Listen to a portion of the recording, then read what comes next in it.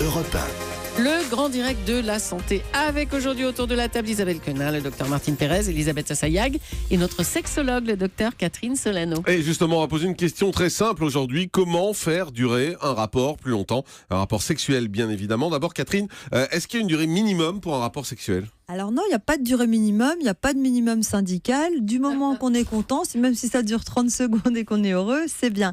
Mais sur le plan médical, parce que je suis quand même médecin, on considère qu'un rapport sexuel qui dure moins de 3 minutes peut être considéré comme très rapide et peut nécessiter une aide, je dirais pas forcément un traitement. Mais c'est pas tout à fait suffisant parce que des fois ça dure 3 minutes et le couple est content. Pourquoi? Tout simplement parce que le rapport sexuel, on calcule pas la satisfaction sur les minutes, mais justement sur le plaisir partagé et sur la satisfaction mutuelle. Donc ça peut très bien être court et on peut être content. Ça dépend aussi beaucoup de la durée des préliminaires qui sont avant la pénétration. Parce que quand je parle de durée, c'est la durée à partir de la pénétration. Donc moins de 3 minutes. C'est ça ce qu'on compte en fait. Voilà, moins de 3 minutes, ça c'est considéré comme limite si c'est systématique, bien sûr. Si c'est une fois tous les 20 fois, c'est pas gênant, ça ne dure que 3 minutes. Quand un homme est gêné par ça, qu'est-ce qu'il doit faire? Alors, la première chose à faire, c'est d'avoir des rapports sexuels suffisamment fréquents. C'est-à-dire qu'il faut avoir 2 ou 3 rapports par semaine pour que ça puisse durer suffisamment longtemps. Tous les hommes qui ont des rapports espacés ont tendance à avoir une éjaculation beaucoup plus rapide. Donc ça, c'est important. Et alors, le problème, c'est que dans les couples, quand il y a une éjaculation trop rapide, la tendance générale, c'est de dire c'était pas terrible, donc on n'ose pas trop recommencer. La femme se dit ça va être encore un peu trop rapide, je vais être frustrée. L'homme se dit oh là là, je vais pas être très bon sur ce coup-là. Donc ils ont tendance à espacer les rapports et plus ils espacent, plus c'est catastrophique. Et donc le problème, donc l'évitement augmente le problème et on arrive pas avec des couples qui viennent nous consulter en disant ça dure 30 secondes, mais qui ont beaucoup espacé les rapports. Donc la première chose qu'on doit leur dire, c'est recommencer régulièrement. Le problème, c'est que pour augmenter la fréquence des relations sexuelles, il faut être 2. Oui, voilà, c'est ça le problème. Oui. C'est un problème et c'est en même temps un indice, je dirais. Parce que quand un homme explique ça à une femme ou quand un sexologue explique ça à un couple, il y a plus de la moitié des femmes, je dirais 80% des femmes qui disent ok, quand est-ce qu'on s'y met? C'est déjà un début de solution. Et alors, quand vous avez une femme qui dit c'est ton problème, débrouille-toi, moi j'y suis pour rien. C'est pas bon signe parce que si vous voulez, pour réussir à apprendre à gérer l'excitation, il faut être 2. Quand un homme est tout seul avec son problème, il n'y arrive pas. Il faut que sa partenaire l'aide et soit soutenante. Donc. Et comment on fait dans ces cas-là? Alors, les conseils pratiques, le premier, ça va être de choisir une posture favorable.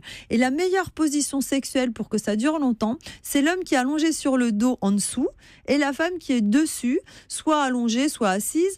Et il faut que ce soit elle qui contrôle les mouvements de va-et-vient. Il faut que l'homme ne bouge pas son bassin, qu'il reste assez passif. Et dans ce cas-là, l'éjaculation vient bien moins vite parce qu'il se laisse moins emporter par le plaisir, vu qu'il n'a pas de mouvement, pas de tension musculaire. Donc il laisse la femme travailler en fait. Il laisse la femme travailler et surtout, il se concentre sur son plaisir parce que beaucoup d'hommes qui ont une éjaculation rapide ont tendance à vouloir donner absolument du plaisir à leur partenaire et donc ils font pas attention à ce qu'ils ressentent. Et donc là, l'idéal, c'est d'être allongé sur le dos et en plus de se concentrer sur son plaisir et ce qu'on ressent. Mais est-ce que les préliminaires, c'est important pour faire durer davantage la relation sexuelle? Oui, les préliminaires, c'est important. Justement, un homme qui a tendance à durer pas très longtemps, il faut qu'il ait beaucoup de préliminaires. Beaucoup, ça veut dire au moins 20 minutes.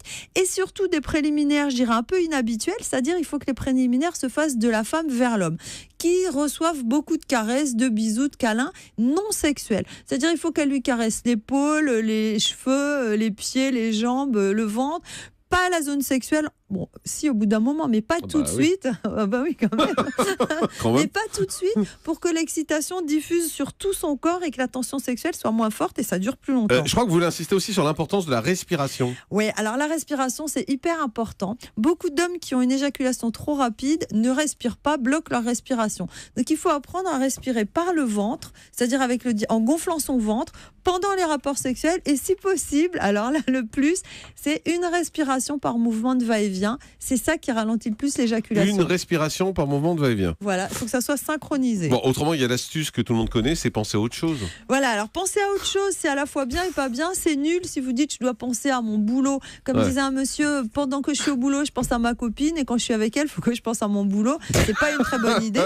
Donc, par contre, penser à autre chose en restant dans l'excitation, c'est bien. Je vous donne un exemple. Souvent, je dis beaucoup de patients me disent, moi, ce qui déclenche mon éjaculation, c'est de voir le visage de ma partenaire qui a du plaisir.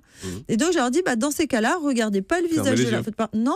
Non, je leur dis, regardez ses seins un petit peu plus bas. Donc, on reste quand même dans l'excitation parce que ça vous fait rire, mais chaque homme a une pensée. Ça fait pareil, Jean-Michel Apathy prend des notes, c'est tout. On le voit sur Europe1.fr. J'écoute attentivement pour savoir ce que je dois faire. L'image sur Europe1.fr est fabuleuse. On vous voit en train de prendre des notes pendant que Catherine parle. C'est très intéressant. Mais regarder les seins, c'est 10 fois plus excitant que de regarder les yeux. Ça dépend pour qui. Ça dépend pour qui. Si un homme me dit ce qui est excitant, c'est de regarder ses seins, je dis regardez son visage. Votre patient, pardon. Non mais justement, il faut que ça soit un patient, qu'il ait de la patience pour que ça dure plus longtemps. Et dernier conseil ou c'est bon? Je peux vous en donner plein d'autres. Alors c'est par exemple, vous avez parlé des yeux, donc gardez les yeux ouverts parce que beaucoup d'hommes ferment les yeux au moment de l'éjaculation quand elle arrive. Et à ce moment-là, garder les yeux ouverts, souvent ça peut beaucoup les aider. Merci beaucoup Catherine Solano. Jean-Michel.